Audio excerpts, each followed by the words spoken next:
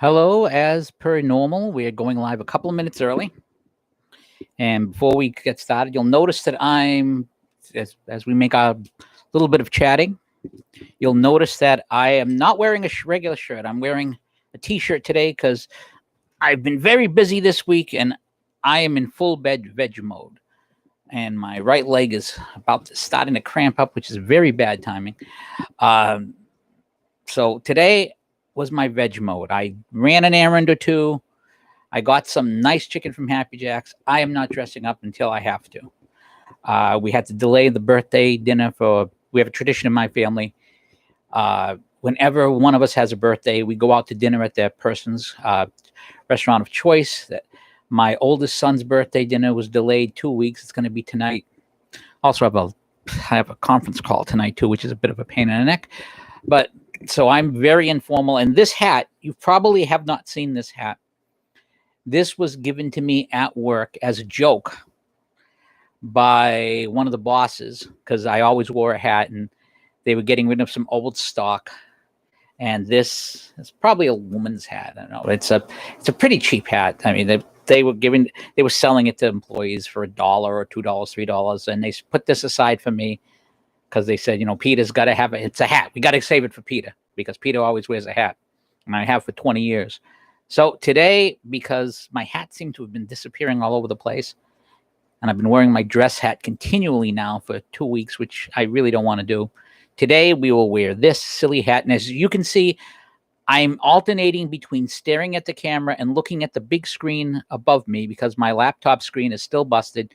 I'll be buying a laptop probably tomorrow.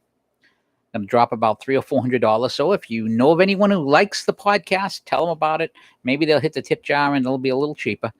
But hopefully next week I'll have a brand new laptop, which means I won't be staring at the big screen when I do stuff. And then I'll be staring at you, the people watching the podcast. You'll also notice if you're just into the chat area that I put a series of links in the chat area. I've also tweeted them out. These are the links to the various pieces I'm going to be referencing during the show. So if you're looking on Twitter or if you're just looking through here, these are the pieces that I'm talking about according to this. It's 3:00. It's the hour of mercy. So I'll real quick prayer. And for those of you who don't know, the hour of mercy is 3:00, time of Christ's crucifixion. That's when you pray the Divine Mercy Chapel and ask God for mercy. It never hurts to ask God for mercy. And actually, I have a piece I have in my head I haven't written yet on the new woke Pharisees online, which I should talk about it this week, but we'll wait till next week because we have a lot to talk about. But anyways, it's now officially 3:00, which means that it is officially time for the Tech Guy Off the Radio podcast. I am your host, Pete the Tech Guy. Have fedora/silly hat today. We'll travel to here to be in front of you for this week's live podcast, live stream. Hopefully you will like what you see. If you don't, well, thanks for showing up for a few minutes anyways. Well, got a lot to talk about. And I want to start with the Jeffrey Epstein stuff. But first, actually, before I even start, I want to tweet one more time that we're live. Okay, let's see. Let me go back to the base podcast so I can try and grab a few more bodies. Because remember, the object of this podcast, as I have said more than once, is to increase traffic on the site and to increase tip jar hits. So we're going to keep tweeting out. Hopefully we'll get a little action, although, of course, this being Twitter and me being a conservative, I don't hold out a lot of hope. So if you're watching, tweet this out for me. It'll appreciate. I'm going to put the microphone down for a second and try and type this without messing everything up, which is difficult because I just put it in the way of my keyboard. So I'm going to drop that over here and say podcast live streaming now. Join us at, would help if come on. It would help if I could spell properly. Join us at, the link should be my latest link there.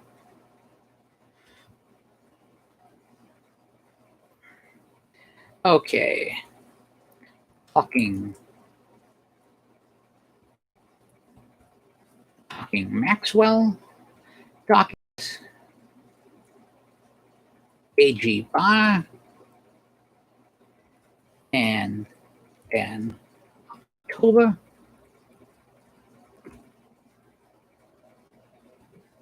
Surprise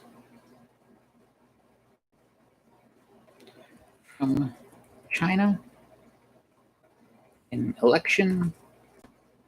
Come on. Got to add that space. I know. I do apologize for those of you who are already watching, as I try and do two things at once here. Election 2020, and let me put a few links in here.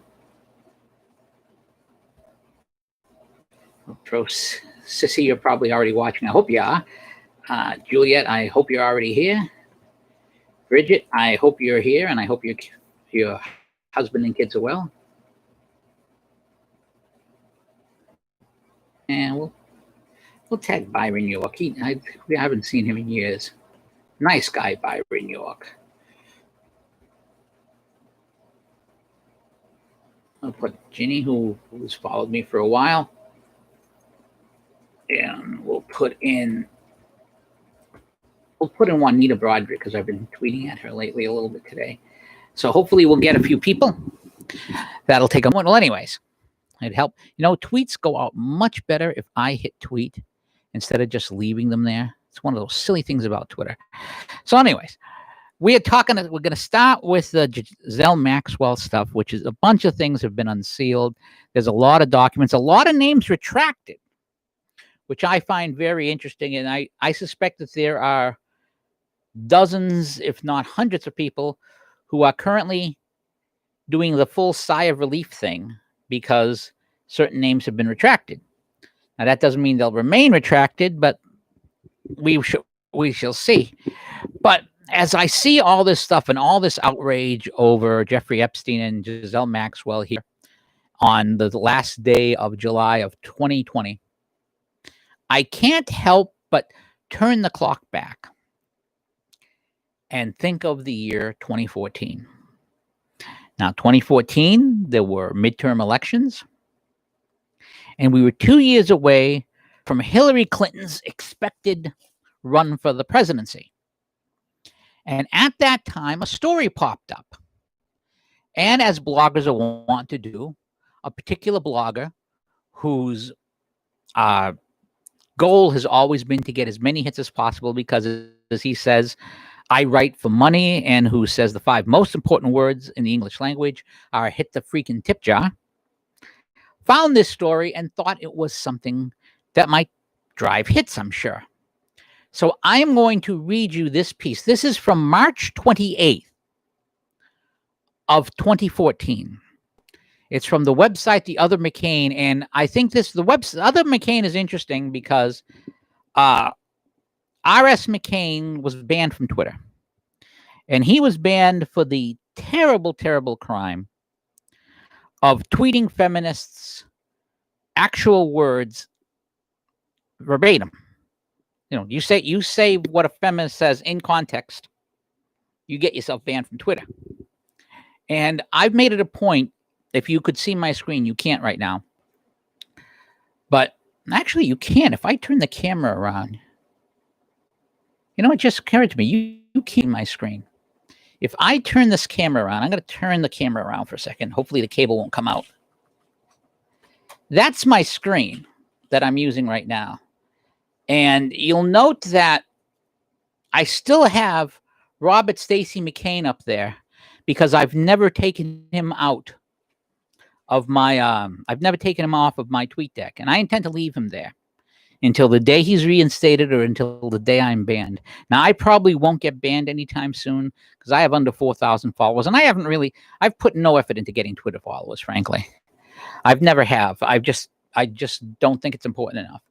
Stacey had tens of thousands of Twitter followers at the time he was banned. So, and that's going to be significant later in the show. We're going to get to that. But I want to get to this piece first. This is called Perjurer Pedophile Lawsuit. And again, this is Stacey McCain, March 28th of 2014. And you'll find this as tweeted out, and you'll find this in the thing, in the chat room. What are the elements of a great news story?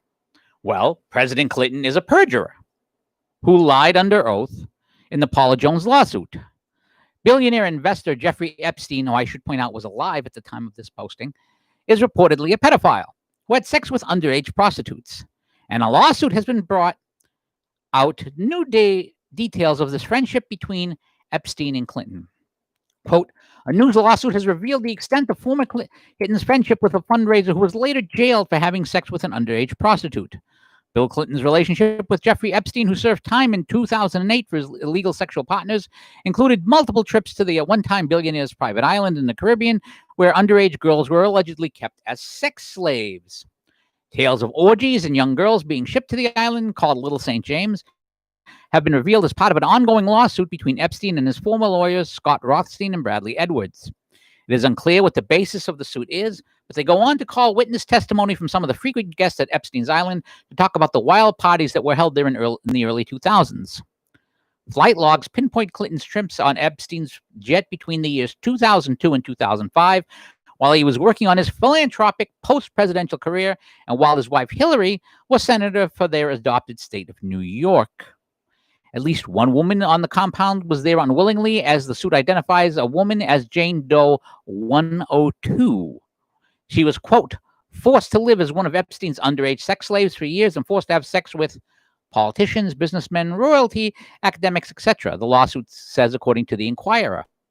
Epstein's sexual exploits have been documented since 2005, when a woman in Palm Beach contacted police saying her 14-year-old daughter had been paid $300 to massage him and then have sex. And Stacey McCain is quoting the Daily Mail there. And now back to Stacey McCain's piece. Read the whole thing at the Daily Mail and let me know if you see any more stories involving a perjurer, a pedophile, and a lawsuit. Now, if you think about what drives web traffic, if you think about what drives story, that would seem to have all of the elements that drive a story. And I waited for a little while before writing about it. In fact, I waited until, let's see, what's the date on the post? April 14th of 2014. A little bit later. So you're talking, I gave it some time. I gave it about a month. A little less than a month, maybe 3 weeks or so. And my post was titled, Private Islands, Orgies, Bill Clinton, Nothing to See Here. And I start with a quote from Doctor Who, which I was still into at the time. 11th Doctor showing psychic paper to young Karzan. Psychic paper makes people see what they want them to see. I think you'll find I'm universally recognized as a mature and responsible adult. Young Kadrik Sajic answers, it's just a lot of wavy lines. The doctor looks at the psychic paper. Yeah, it's shorted out. Finally, a lie too big. And that's from Doctor Who, A Christmas Carol from 2010. Here's the piece. I like to put quotes from TV shows and movies at the beginning of my pieces. It's axiomatic that sex sells. So when you combine the words private island, lawsuit, and orgies, you have a story that is normally guaranteed to viral. And here's a quote. Tales of orgies and young girls being shipped to the island called Little St. James have been revealed as part of an ongoing lawsuit between Epstein and his former lawyers, Scott Rothstein and Bradley Edwards. Now, that's a quote from the original Daily Mail story. Young girls have been shipped to a private island for sex? That's got to be worth headlines. It is unclear what the basis of the suit is, but they go on to call witnesses, testimony from something, and that's, again, a quote that I just read. The woman went on to say how orgies were a regular occurrence, and she recalled 2 young girls from New York who had always been seen around the 5-house compound, but their personal backstories were never revealed. Now, back to my story. Given the kind of stuff, one might wonder why this story involving Jeffrey Epstein, who was already jailed once for sex crimes, got no traction last month. It's just the type of thing that draws eyeballs. What could possibly cause the mainstream media to give this a pass? Quote, a new lawsuit has revealed the extent of former President Clinton's friendship with a fundraiser who was later jailed for having sex with underage prostitutes. Bill Clinton's relationship with Jeffrey Epstein, who served time in 2008 for his illegal sexual partners, included multiple trips to the time billionaire's private island in the Caribbean, where underage girls were allegedly kept as sex slaves. Back to my piece. Did someone say Bill Clinton? Logs pinpoint Clinton's trips on Epstein between the years 2002 and 2005 while he was working on his blah, blah, blah, blah, blah. I've already read that from Stacey McCain's piece, which I was quoting there. Oh, and now back to my piece. Oh, that explains why the only place I saw it was at Stacey McCain's site last month. If there's one thing that the media loves to play, the war on women card trademark, it doesn't want to touch a story about people using their own private island to get laid that involves Bill Clinton. Now, what could the media do if this story involving the former father of the year? They would call it old news. Not relevant. They'd say it's dirty tricks from a salacious lawsuit that doesn't even involve him and an attack on Hillary that crosses the line. In fact, the left will deploy a plethora of adjectives to discourage further discussion on this story, from antiquated to zany, A to Z. But there is one adjective that could not come out of their mouth to dismiss this story. Unbelievable. The last few years have proven that the left can convince a low information voter of a lot of things, but even the full power of the mainstream media and the strongest zealots from the War on Women Registered Trademark Brigade would not be able to convince the American public that Bill Clinton would have no interest or business on a private island where orgies take place. That's why you didn't see the story in the news last month, and why, as the case moves forward, you will not see it covered, period. Now, again, those two stories were from 2014. And as I stated, those stories did not get covered. We were not interested. Nobody cared. Nobody cared about this. Now, I want to actually mention a couple other stories. Now, this is a piece I wrote earlier this year that we're touching on.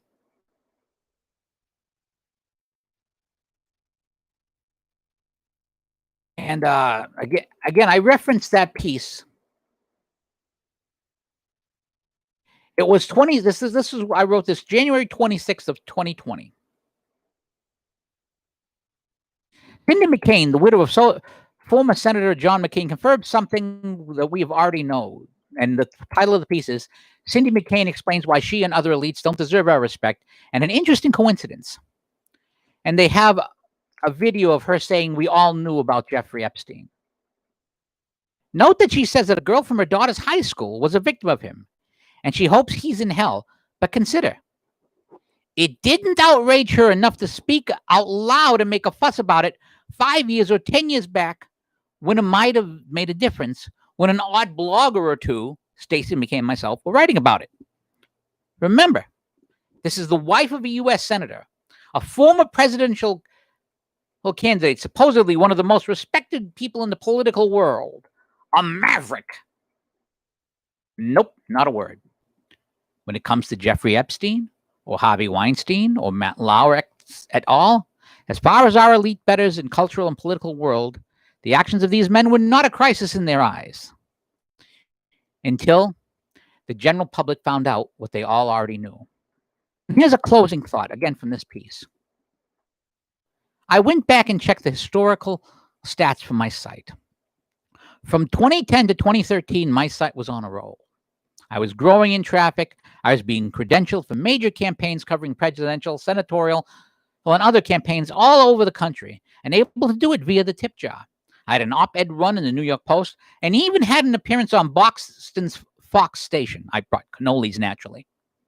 In late 2013, I brought on my first batch of Magnificent Seven writers, added several popular, nationally known bloggers as paid members of my team. My radio show was going strong. For those of you who don't know, I had a radio show called DaTechGuy on the radio, which is why this podcast is DaTechGuy off the radio. I still have a radio show. It's a Catholic radio show that is completely religious and not secular at all for WQPH. It airs Saturdays at noon, called Your Prayer Intentions. And by the way, you can leave prayer intentions at the site and we'll pray for them. But anyways, my radio show was going strong and expanding. I attended CPAC in 2014, confident that this was going to be my future. On April 14th, 2014, I wrote an article titled Private Islands, Orgies, and Bill Clinton. Nothing to see here, and I quote the article I just read you. 2014 ended as the worst year in the blog's history until last year's technical issues kept us from posting and updating. Despite the addition of known, popular, well-known writers, my traffic crashed over 67% in 1 year. The tip jar revenues likewise dropped. My radio show, which had been adding stations, never grew further and ended. By 2015, I had picked up an overnight temp job to pay the bills, which eventually became a full-time job in 2018. I dropped the podcast, which I've now revived, and I resigned myself to the fact that where I am blogging and writing and reporting, I'd never be more than what I am now. I never noticed the timing until I wrote that piece. And I want to show you this graph. I'm going to, and again, because my laptop's busted, I can do this. That's the graph of my traffic. That is the year before I wrote about Epstein. That's views. That's unique visitors. That's the year I wrote about him. Dead crash. And it's taken years and years of work to grow back. I literally had never noticed the timing until I wrote that piece in January. And I've never forgot it. And I wrote another piece saying, if you ever wonder why I never got a job in what some people called actual media, it's likely because I was willing to write about Jeffrey Epstein while stuff like this was going on. Quote, Amy Roback of Good Morning America co-host and breaking news anchor at ABC explains how a witness came forward years ago with information pertaining to Epstein. But Disney-owned ABC News refused to air the material for years. This is the same Disney, by the way, that's still in bed with communist China, but canceled Tucker Carlson because of comments he made. Roback vents her anger in a hot mic moment with an off-camera producer, explaining that ABC quashed the story in its early stages. Quote, I had this interview with Virginia Roberts, now Virginia Guthrie, alleged Epstein victim. We would not put it on the air. First of all, I was told, who's Jeffrey Epstein? No one knows who that is. This is a stupid story. She continues. The palace found out that we had her whole allegation that's about Prince Andrew and threatened us a million different ways. Roback goes on to express that she believes Epstein was killed in prison, saying, do I think he was killed? 100%, yes, I do. He made his whole living blackmailing people. Yep, there were a lot of men in those planes, a lot of men who visited that island, a lot of powerful men who came into that apartment. Roback repeats a prophetic statement purportedly made by attorney Brad Edwards, quote, there will come a day when we will realize that Jeffrey Epstein was the most prolific pedophile in this country has ever known. And destructively, Roback states, I had it all 3 years ago. That's via James O'Keefe and Project Veritas, with a hot mic info that was so explosive, he actually activated a dead man switch to make sure it came out in the event of his death. It was so big that the mainstream media didn't ignore what he was saying.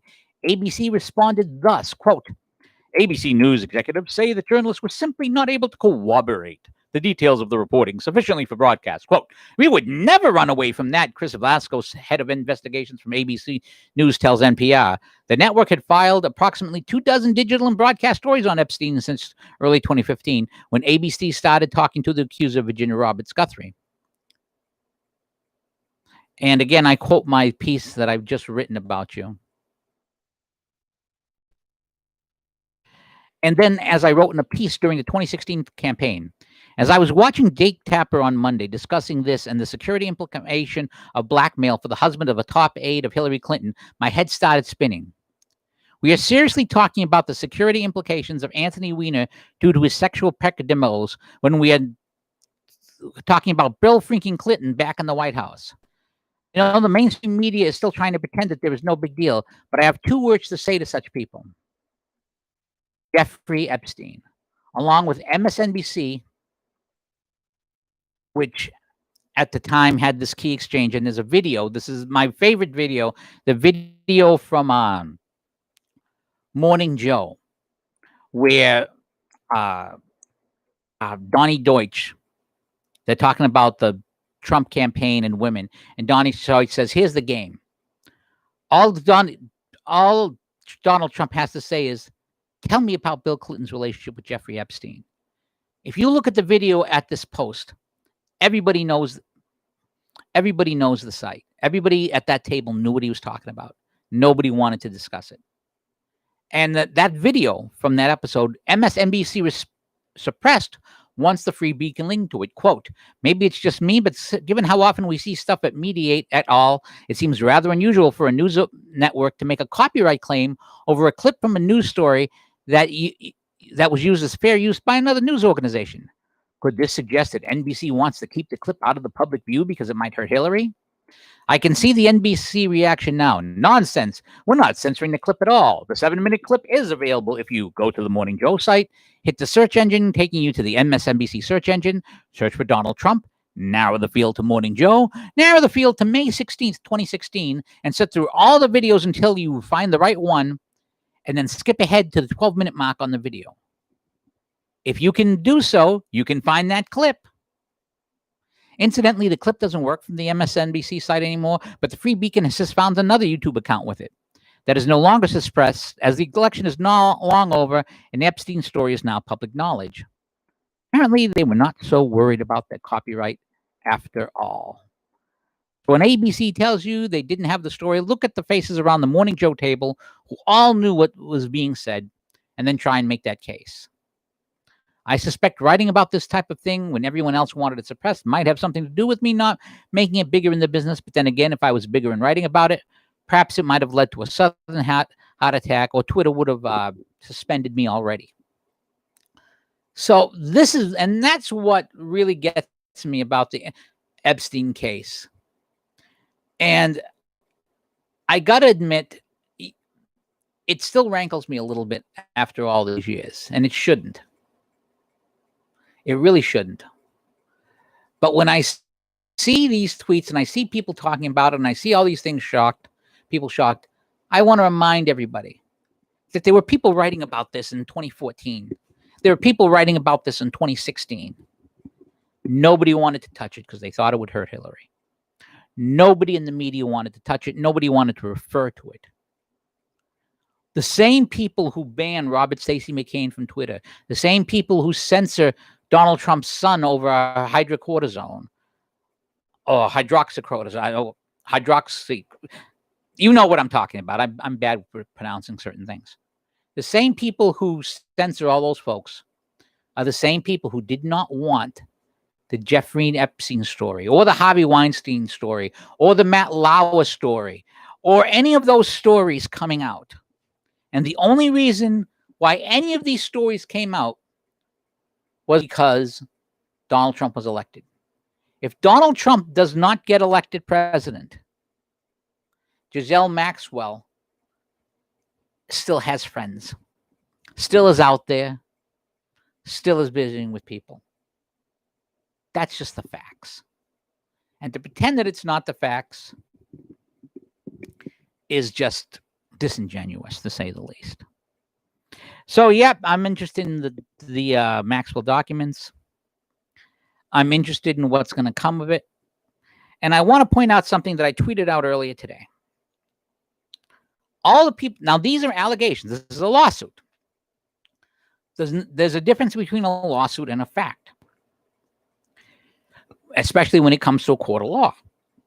In a court of law, every person named, from Bill Clinton to Alan Dershowitz to all the others, every politician, every scientist, every whatever, and all the names of those people redacted who there's probably film of someplace, every single one of them gets the presumption of innocence in the U.S. court of law. That's how our system works, and that's how it should work. You have to prove an allegation. In fact, for those of you who don't like Scripture, Scripture speaks bluntly. An accusation that you have to have at least two witnesses. Two witnesses. So they are all entitled to the presumption of innocence in a court of law. They have that right. However, there's also the court of public opinion. And given what we've seen, given what we know, you have the right to be of the opinion that these people are guilty as sin. Now, that doesn't mean you can jail them because you have that opinion, but you have the right to that opinion. And if anyone says you can't have that opinion, who says I can't have that opinion? I can have any opinion I want. If you don't like it, tough. Who do I have to be to have this opinion? We're going to get to that phrase in a little bit. Now I want to talk about something that came up, and this popped into my head for a reason that I'm not going to discuss yet. But I've been looking, the Chinese seed story popped into my head, and I'm watching Twitter suppress, the president's son, but not suppress Iran and our enemies. And I've told you about my parody letter that I wrote. It's a parody of Lincoln's letter to Horace Greeley about how my primary object is to beat Donald Trump. And I thought about China. And China has had some problems. China's been having a lot of problems lately. They have a problem with food. They have a problem with the Three Gorges Dam. They have a problem with Hong Kong. They have a oh, by the way, before we get into China, I do want to mention this. I just noticed this at Instapundit. I was about to search for something that came into my head that I wanted to reference. Because this is basically the same thing. Quote, dozens of former Ellen Show employees say executive producers engaged in rampant sexual misconduct and harassment. Don't look at her. Talk to her or approach her. Australia TV exec reveals the bizarre demands from Ellen DeGeneres' terrified staff as they show their faces an investigation into toxic bullying workplace. Boss from hell, Ellen DeGeneres treats her talk show staff like peasants. Fortunately, though, Ellen DeGeneres addresses toxic workplace allegations in letter to staff.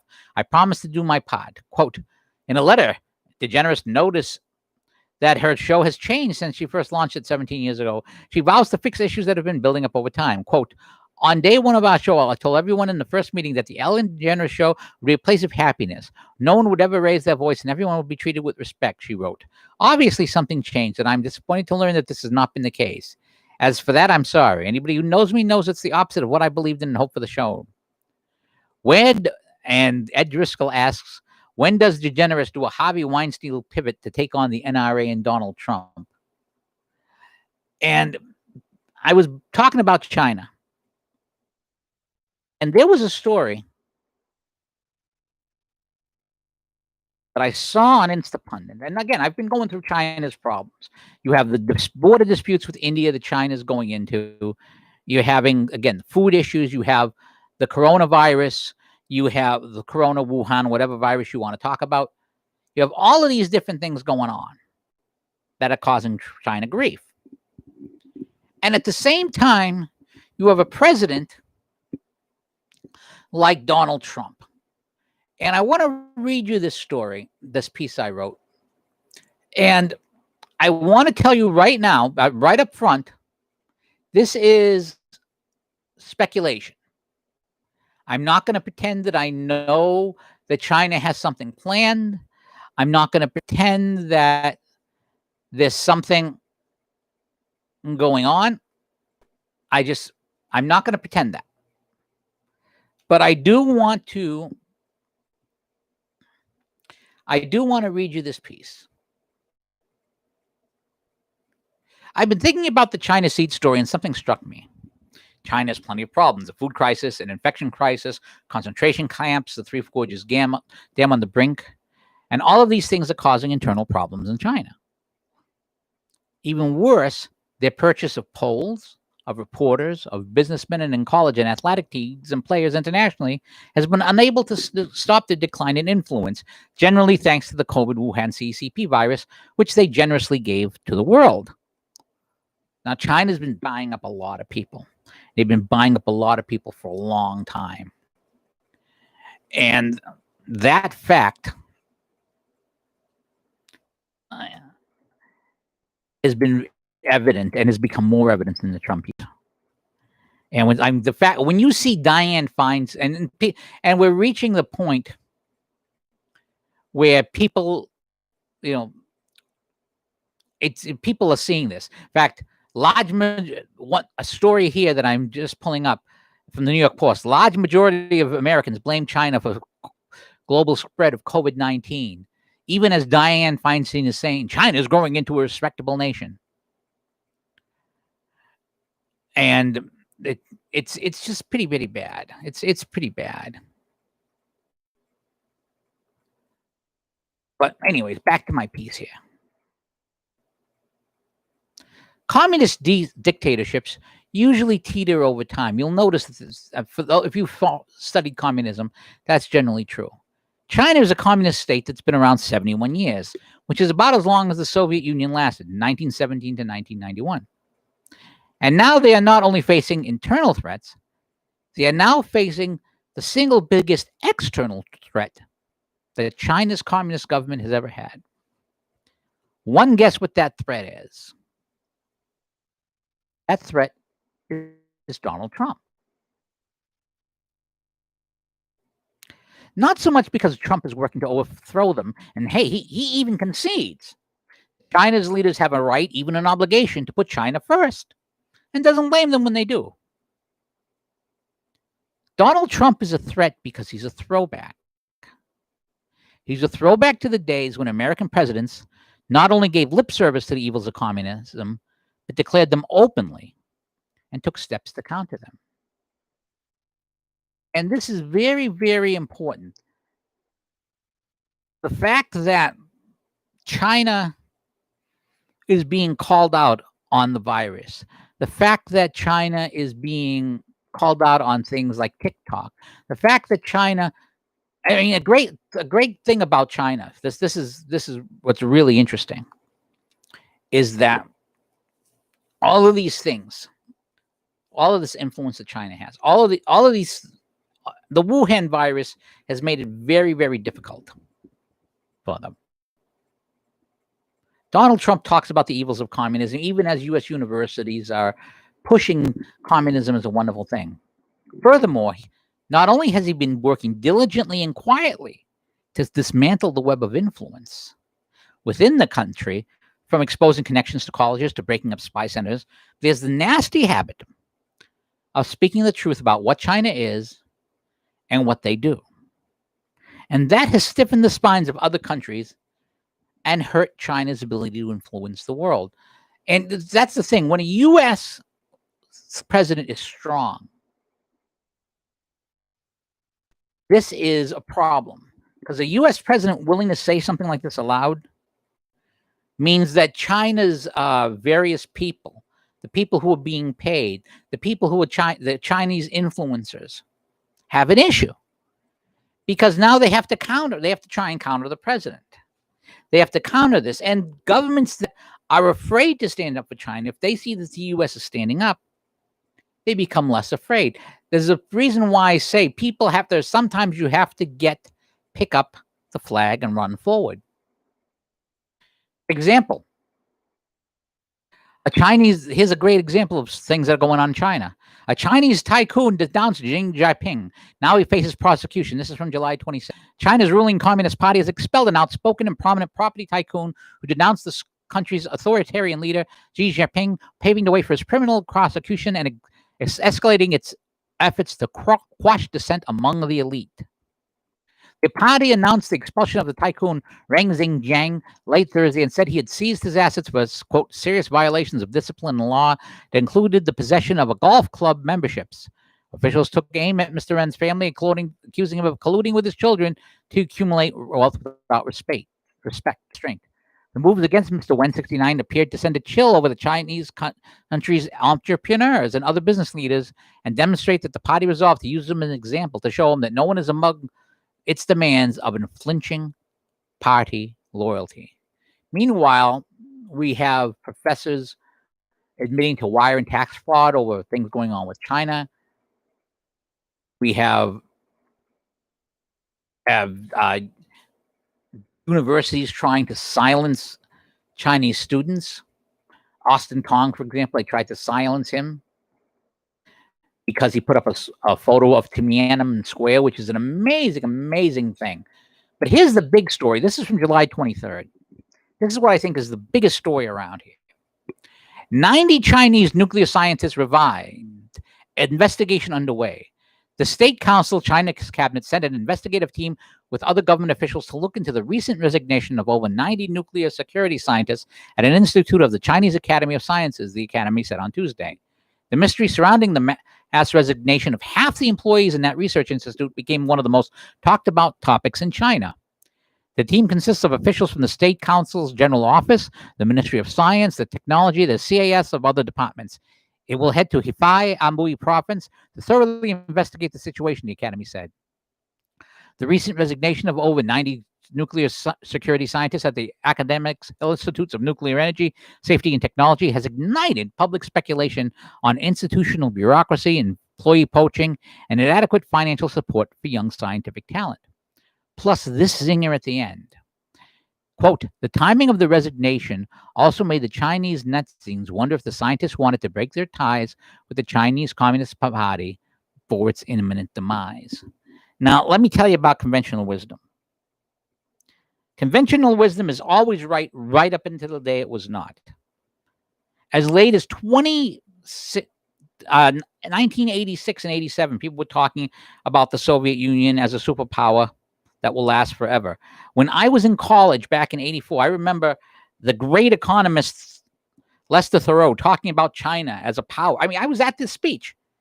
I mean, not China or Russia, as an economic powerhouse. And of course, he did not know that 7 years later it would be gone, that, the Soviet Union would have fallen. But all of these things are going on. And this is significant. Let's get back to my piece here. That influence, China's influence, is going to be vital if they're going to be able to deal with their internal issues without an implosion. And if Donald Trump is reelected, their ability to put up that international facade of stability and strength necessary for its survival, because remember, if they're not stable and strong, people will find there are other places to get cheap labor. I mean, granted, you can't get slaves like you can out of the Uyghurs or other people. But they can make things fairly cheap in Mexico, and fairly cheap in Vietnam, and fairly cheap in Thailand. There are plenty of places where you can get cheap labor. So what will China do? Now, I should point out, I've been arguing for quite a while that Donald Trump is going to win this election, and it's not going to be close. In fact, I wanted to mention something that Don Schuber wrote before I make my next point. Actually, no, I'm going to make it after my next point. What will China do when sometime in October, that despite the ongoing attempt by the media to spin this election, it becomes clear that Trump will be reelected?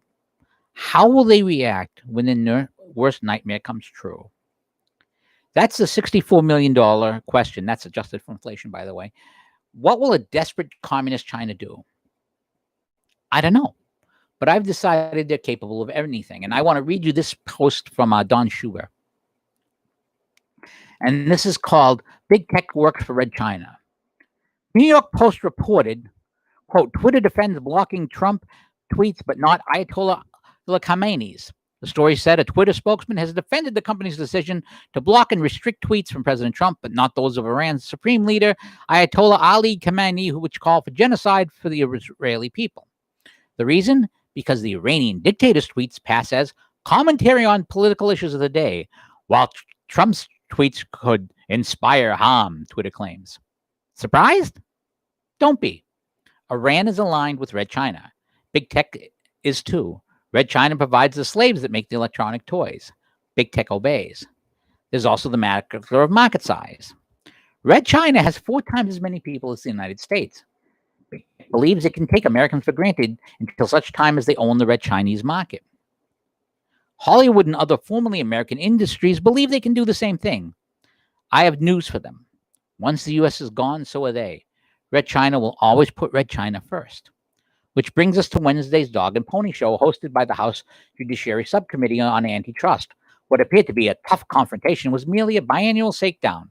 As long as big checks donations clear the bank, Congress will do nothing. The Atlantic reported, the tech giants are dangerous and Congress knows it. Liberals want the appearance of outrage. Magazine said, quote, by the time the subcommittee called the CEOs, it had amassed deep knowledge, uncovered a damning paper trail. With many of the questions, members seemed to know the inner workings of the companies better than the executives. Asking about anti-competitive practices, Chikaleen reduced Google's Sundar Pichai to mumbling incoherently about kettlebells. Using specific examples, the subcommittee members Palama Japala and Joe Nitrus prodded Amazon's Jeff Bezos into admitting instances of his company's anti-competitive behavior. Quote, ever since the election of President Donald Trump, which revealed the rampant manipulation of social media, the backlash against Silicon Valley has often felt shapeless because the companies have tentacles extended to seemingly every aspect of American life. The complaints against them have sprawled. They've been criticized for an insensitivity to privacy, the role in the proliferation of misinformation, their cozy relationship with China, their creation of addictive products, their tax avoidance schemes, and so on.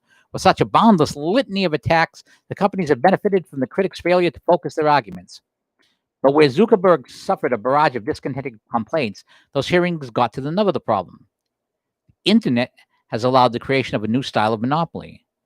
No one escapes the pull of these dominant firms, which have the power to pick winners and losers in both the economy and the realm of information. The long, familiar list of complaints about the tech giants were distilled to the most essential element: the danger that concentrated market power poses to competitive capitalism and democracy. All the hullabaloo about monopolies, and this is unquote now, the left knows what the big tech is doing, censoring President Donald Trump. They took him too lightly in 2016 and have taken him burnt toast too darkly ever since. He's not a dictator. He's thrown no political opponents into prison, enslaved no one, not censored anyone. If he was a dictator, the left would be at his beck and call. Look how they do what Cam and Z's bidding. The left always sides with evil. Stalin, Mao, Che, Castro, Khomeini. When they have a choice, the left always picks the one who burns down the most Christian churches. The Stalin is greater than Hitler. The Post story noted that Khomeini has the power to shut it down in Iran. President Trump has no such power. Twitter is small. Google is big. Google is bent over backwards to see that it may well be a red Chinese company. Helen Raleigh reported 2 years ago, quote, Google refuses to assist U.S. military, bends over Chinese communist censors. He wrote on August 6, 2018, once upon a time, Google modeled itself as a champion for freedom of expression. According to the company's old code of conduct, its famous motto, do no evil, is about providing users with a biased access to information, focusing on their needs and giving them the best products and services we can. Only 8 years ago, Google shut down its search engine on mainland China over Chinese government control of online freedom and an alleged intrusion into several Chinese human rights activists' Gmail accounts. Back then, Google's actions won wide praise for its moral stand and for living up to its don't be evil motto.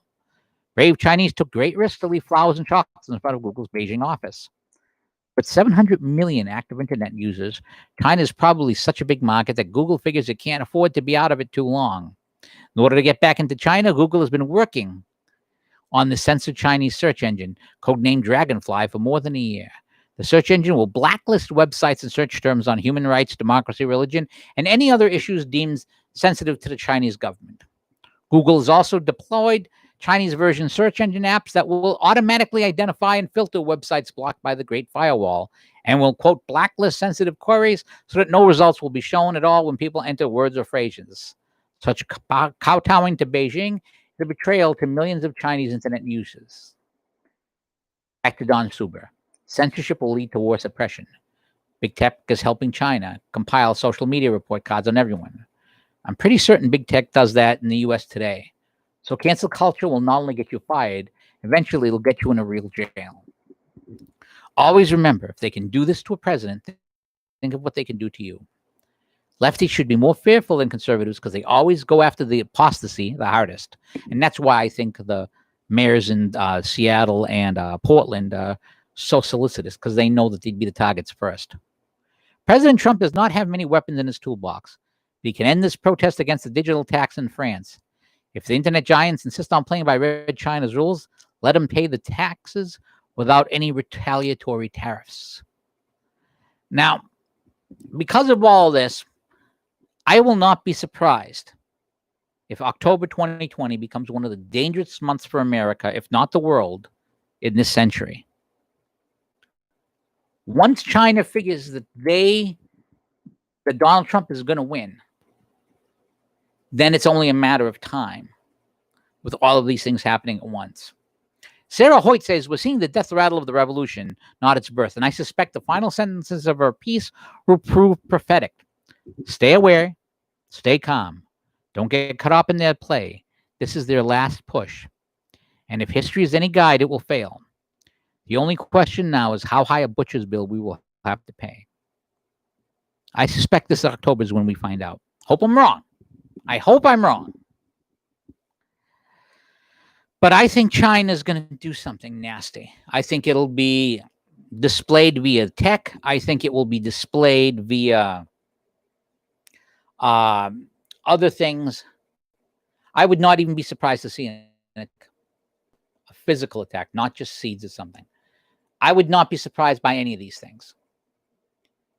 Because China they're a communist dictatorship. That's what communist dictatorships do. You can only hold people back for so long.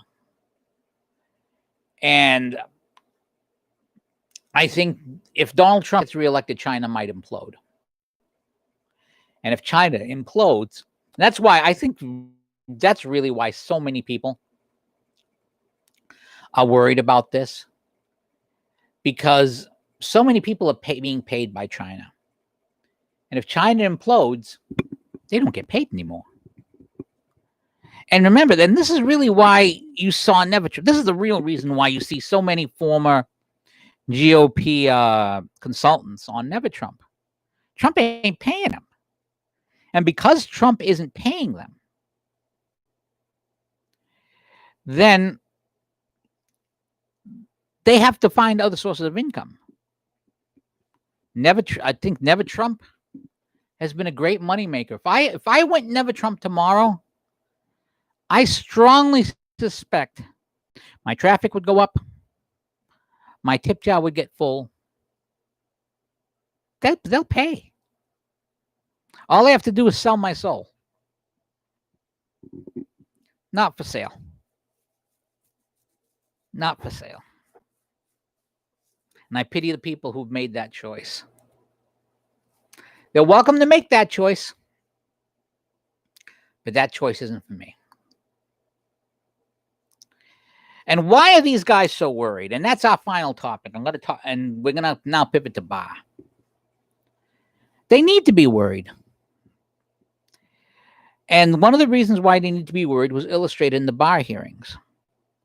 And this is something that the Democrat, and one of the things I love about Donald Trump and the way he fights is he reminds me of Grant and Sherman in that he looks at a situation. He actually even reminds me of Bedford Forrest to some degree, in that he looks at a situation and adjusts his strategy accordingly. Now, when the media gave Donald Trump a lot of exposure during the primary, and again, this is back when they thought that Donald Trump would hurt the GOP. They put him on TV all the time because they thought Trump meant they win. The more Trump, the better the chance of Hillary winning. I mean, take a look at some of the videos. My favorite one is the one where Bill Maher asks Ann Coulter who is the most likely to get the GOP nomination, and she says, at this point, Donald Trump, and everyone just starts laughing. Take a look at their expression, because they're all thinking that Trump is a joke. Trump is this, Trump is that. Well, then he won. And then they figured out, we're going to stop showing him uncensored, because if we don't censor him, if people hear him in his own words, then it's very hard to spin him. That's why they hated the Tulsa rally. That's why they stopped showing the rallies. And that's why the number of millions who watched the rally online is more important than the thousands that they were able to keep from getting inside. But they had the hearings with Bill Barr. And the Democrats on the committee are not as savvy as the media. I mean, the media is not all that savvy these days, frankly. But they're not as savvy as the media. And it reminds me of a line from Batman the Dark Knight, where the Joker takes this kid and puts a gun to his head. And Batman's over there saying, that's wrong, Joker. You're playing by the old rules. and he puts a batarang in the eye and blinds him in one eye. They're playing by the old rules. They had that hearing to create sound bites for ads and sound bites for TV. And that's what they did. They created soundbite after soundbite that they figured would be on the local news. They forgot about the internet. I mean, they forgot about Rush Limbaugh, who's just finishing his 32nd year. They forgot about Facebook. They forgot about all the different places that the video of them reclaiming their time would be on. And there's a couple of great pieces here. I want to quote them. Let's start with the New York Post. Michael Goodwin, who I should have really tagged when I put out the tweets of the things I was linking to. He came, he saw, he ate their lunch. Bill Barr denied a meal break, feasted instead on a gaggle of Democrat amateurs.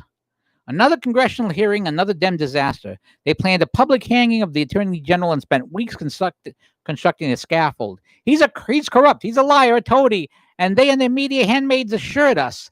And the House Judiciary Committee will reveal all. Two obstacles quickly became apparent. First, that the Democrats were led by Rep. Jerry Nadler, whose rabidness is only exceeded by his happiness. That's our landline. I'm going to let it ring. The start was delayed because Nadler was in a minor car accident. That was obviously an omen, but Nadler doesn't take hints. So he plowed forward with a head-on crash with a heavyweight opponent superior in any way. Nadler specializes in duds, demanding that former special counsel Robert Mueller testify a year ago, only to see the Russia hysteria collapse on national TV. Then Nadler, bearing a lifetime grudge against President Trump, did such a terrible job on the first impeachment hearings on Ukraine that Speaker Pelosi demoted him and turned the task over to Rep. Adam Schiff. Now, I want to point out something that is not listed here, a point that isn't being made.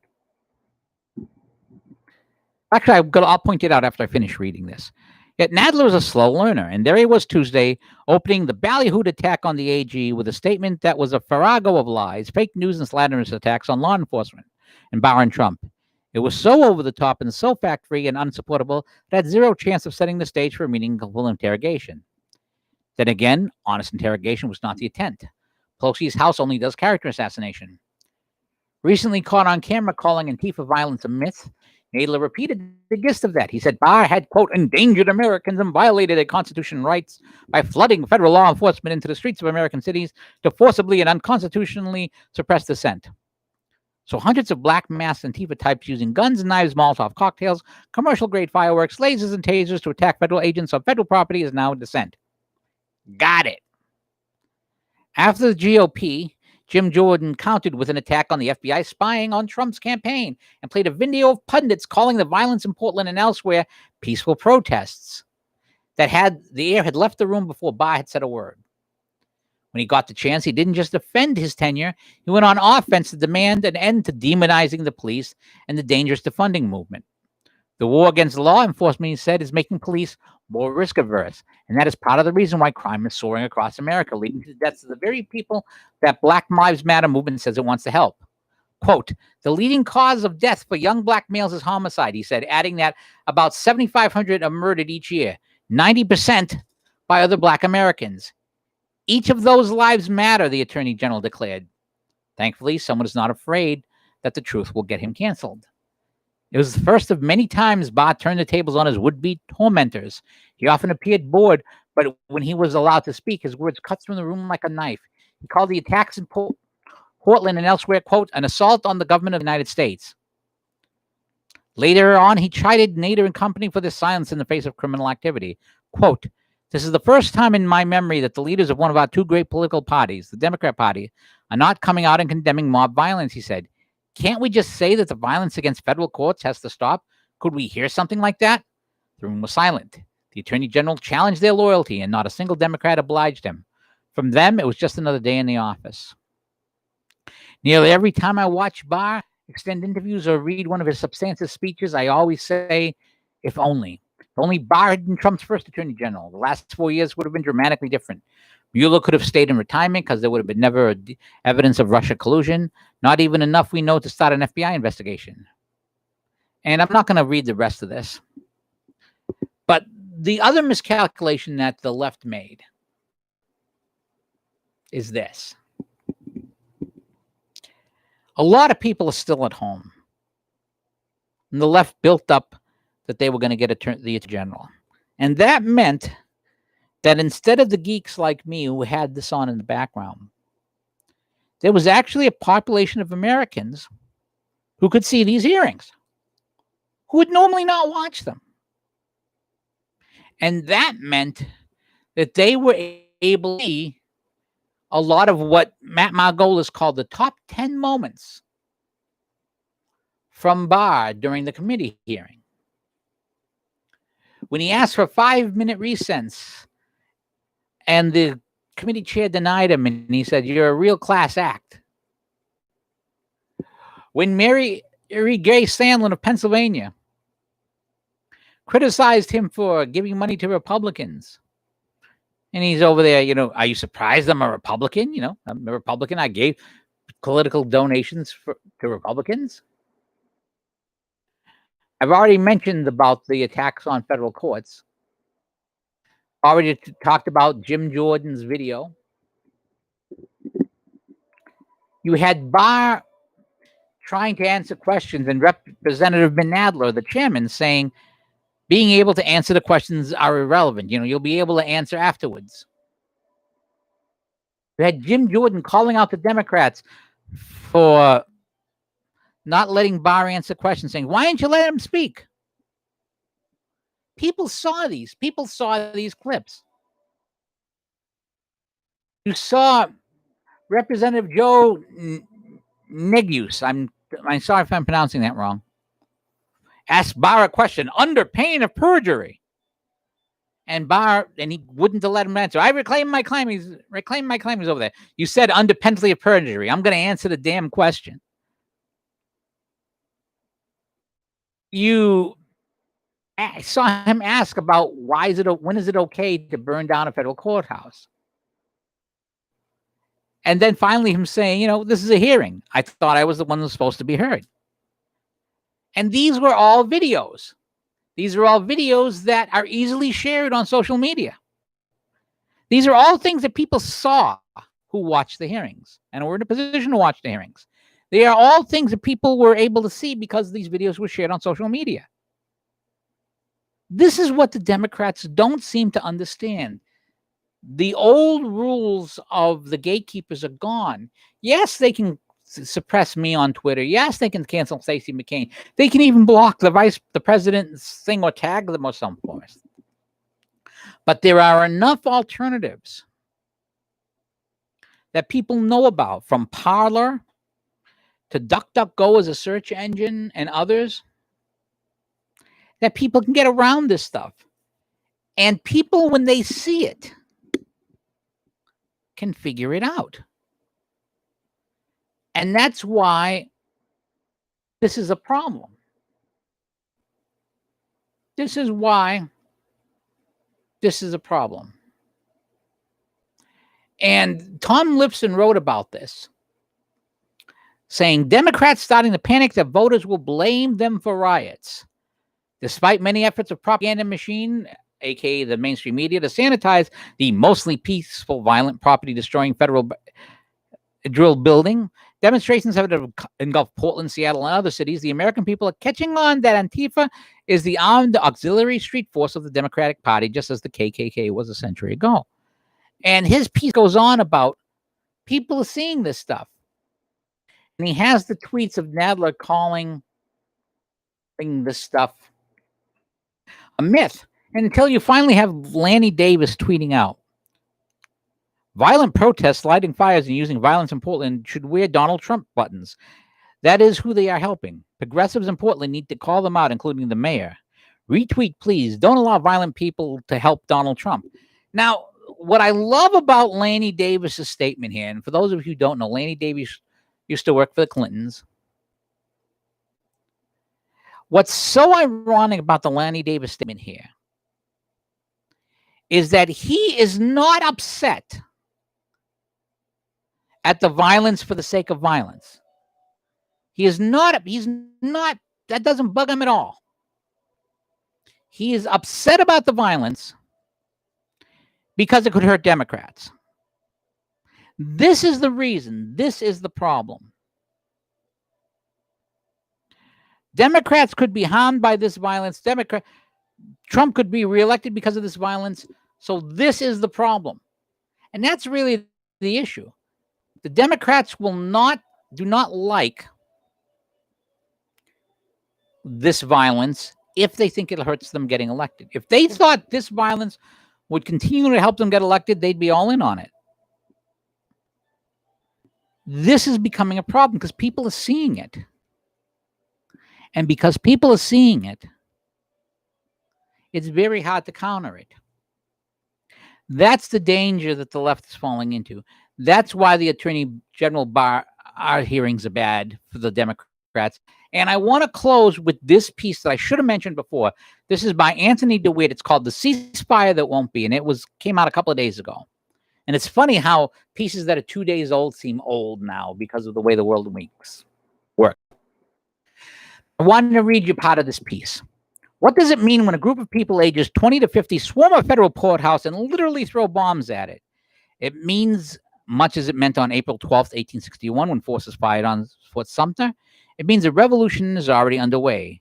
And as the media continues to gaslight us with the peaceful protest narrative, video from folks on the ground like Andy Go show the real ill effects of this mayhem. Now with the governor of Oregon, a Democrat, agreeing to stop the violence, and Vice President Pence agreeing to restore Customs and Border Protection from Portland. While this might seem like a win for the bad guys, this is actually a pretty brilliant strategy moved by Republicans. It cuts sufficient rope from the spool to allow the governor and the rioters to hang themselves. Because let's be honest, the rioting isn't going to stop. It will intensify. There will be a full-scale frontal attack, likely with more than fireworks, on the federal courthouse and other federal buildings. The buildings will be seized. Lives and justice will be put at risk. Federal judges will get to see close up and in vivid color what injunctions protecting rioters from the full force of the law really accomplish. The nation will get to see the word of a Democrat governor has all the worth of used toilet paper without any of its utility. The property will have to be retaken at a cost of lives and dollars that should be, but likely won't be, borne by the state of Oregon. For Democrats, this could be their time to shine. This could be the time to show they can actually accomplish something useful. Imagine if the riots stop, the courthouse gets left alone, and peace descends on Portland. It would prove the Democrats right and President Trump is wrong. But it won't. Let me explain why. I was 10 years old when Martin Luther King and a group of brave souls marched across the bridge in Selma. They didn't carry guns. They didn't riot. They were peaceful. They made speeches. Dr. King's I Have a Dream speech later on Washington Mall is still regarded as one of the most masterful in history. His letters from a Birmingham jail smuggled out on toilet paper should be required reading for every law student. He led by example and accomplished much more than he ever realized. People of all races and religions saw what Dr. King wanted was basic humanity and human dignity for a large swath of the country that could not attain it. He pushed for change and nonviolent won. In the end, because it worked through the democratic process.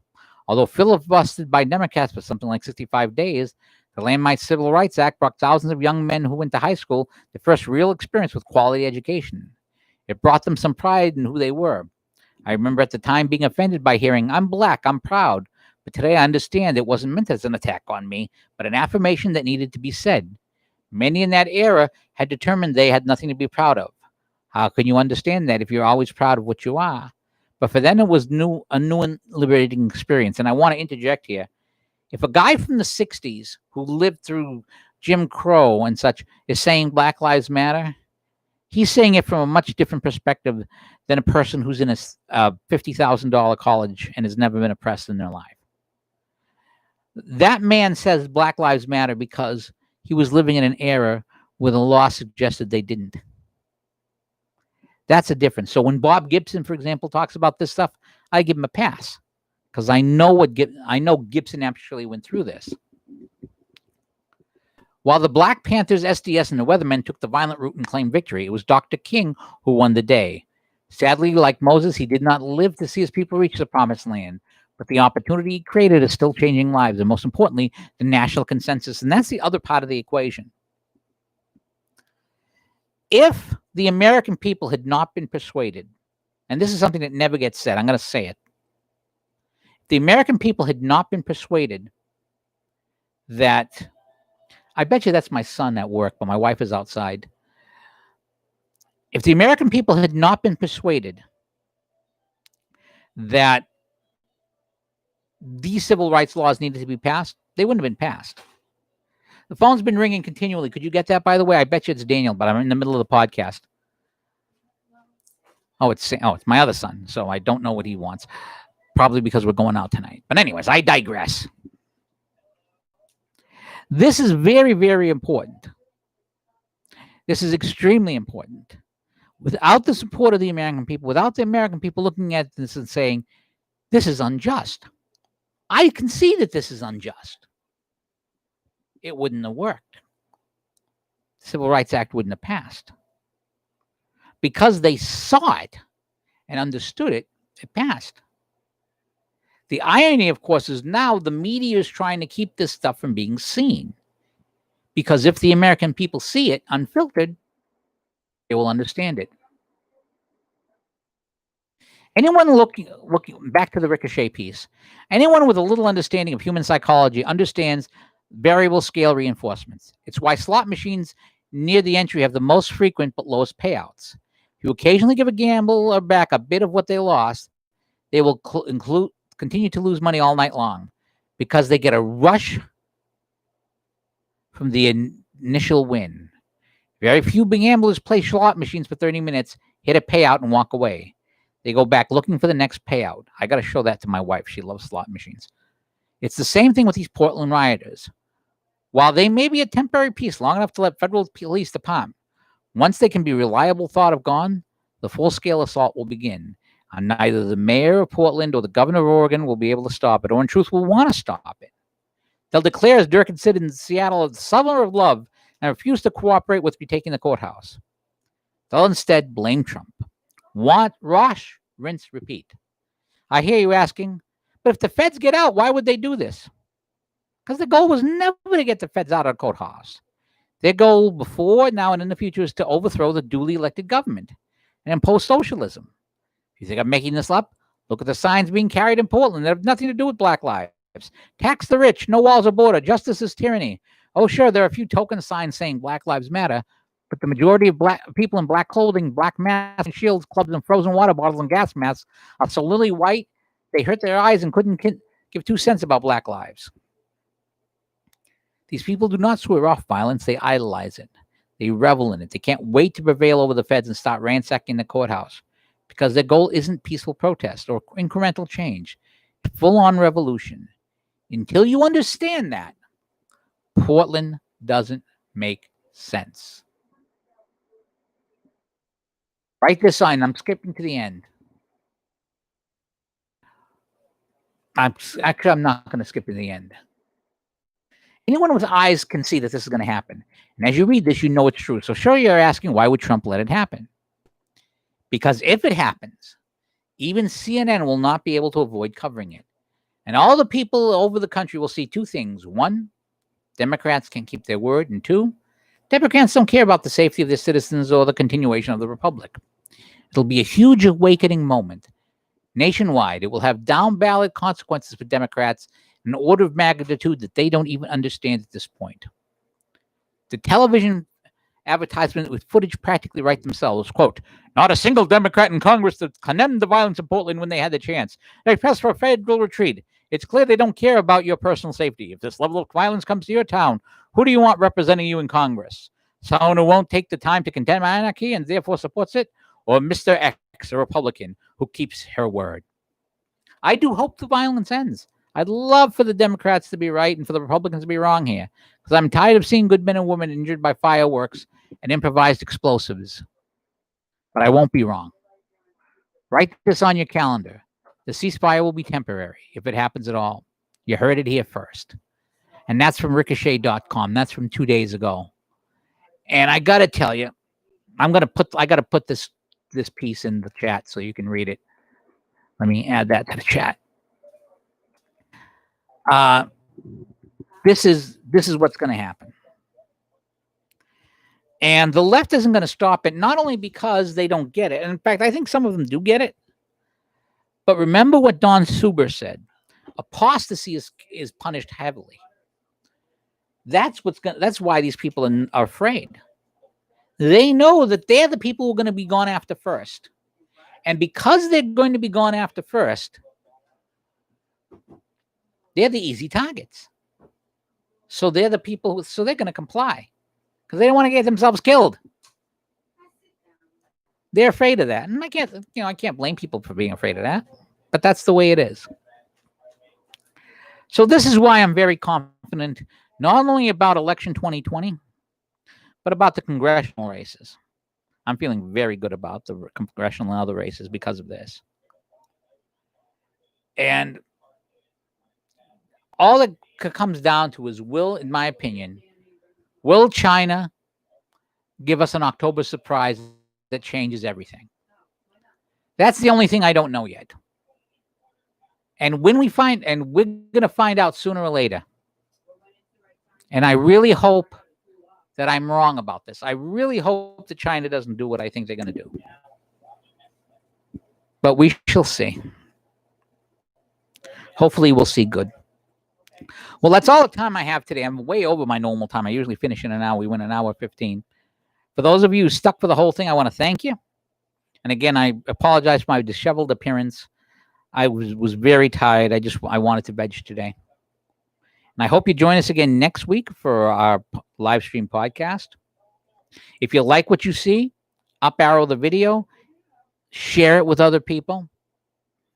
If you can afford it, consider hitting the tip jar, because as I said, I hope to have a new laptop by the time we do the next broadcast. Instead of looking up like this, reading this big screen over you, I'll be looking down at you, which is really the proper way to do it, but I can't really read that without looking up because of the busted screen. So I hope you all have a fine weekend, and we will see you a week from now. Till then, goodbye. And as I close my radio show on WQPH, the Catholic radio show, God bless y'all.